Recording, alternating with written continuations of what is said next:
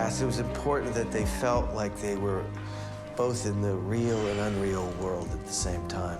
Well, this is a very unique project. I've been in visual effects for a long time, and to have a project like this where you're throwing so many different disciplines into one project makes it that much more fun and unique.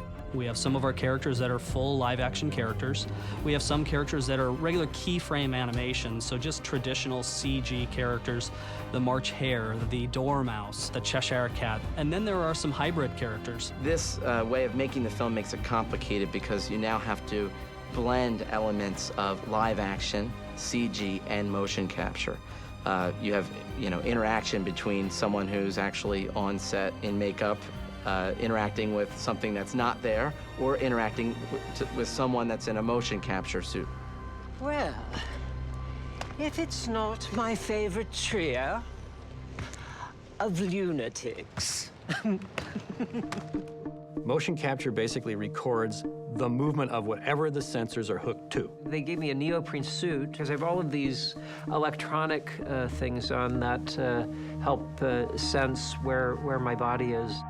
So when Crispin's performing and he's doing a scene, all those mannerisms, all the hand gestures and all the body language is all being recorded, and then that's applied to the animation of the armor, and then that's put together with his head.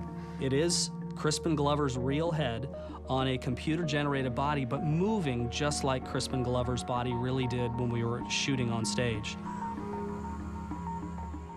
I've never worked so extensively with green screen before, and it is something that seeps into your brain by the end of the day. The green screen vibe is not a very friendly vibe, so you want to keep it moving and keep things going as much as possible. So I'm of this kind of entire world of green, and I'm wearing green, and it's an odd feeling. I don't quite know how he navigates everything because he's on stilts, and he's got one eye because he wears an eye patch, and he's in the leotard, poor fellow. It's my crown, and I'm the eldest! Jabberwocky!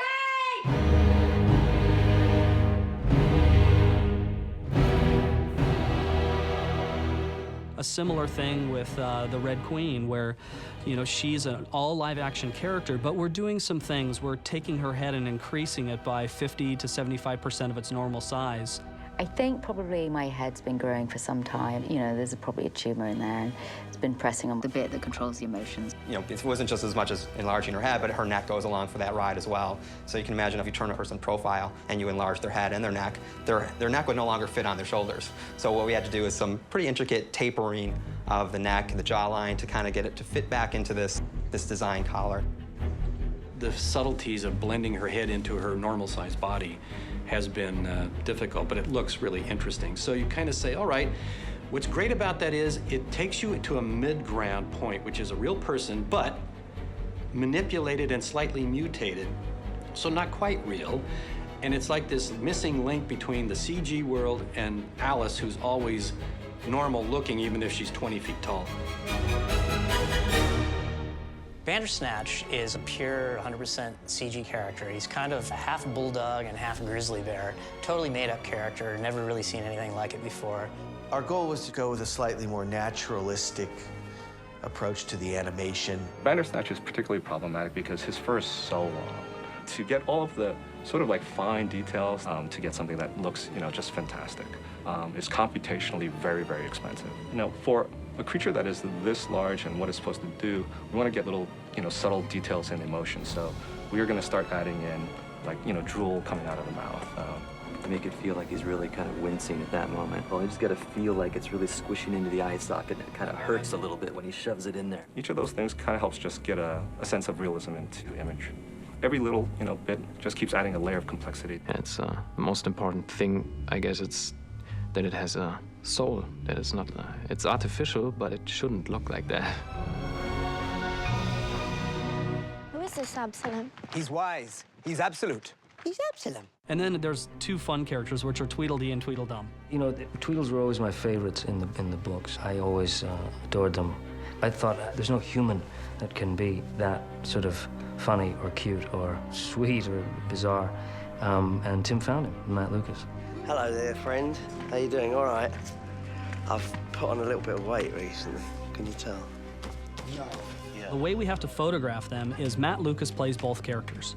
He has another person, his double, that's working with him, who's also in this kind of teardrop-shaped green suit, and they play off each other. So they can interact, they can have dialogue back and forth. But what we do is, as soon as we've shot Matt as D and Ethan as Dumb, we then have to switch the roles, and Matt has to play the opposite character. We do a few takes as one Tweedle, and then we swap. And so you have to remember your timing and things like that. So it does require a great degree of concentration.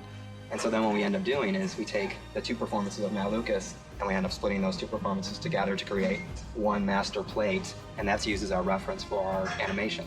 And eventually what we will end up doing is take that performance of Matt Lucas's face, and we're calling it face pasting. We'll take that performance and actually stick it onto the CG character, so you'll have this CG computer-generated character with Matt Lucas's actual face integrated into it. There's a lot of pieces and puzzling, putting things together, and in a weird way, kind of like a Polaroid photo, like you really don't see a shot materialize until the very end. It's a nice blend of the worlds, I think, to help you just kind of believe everything you're seeing.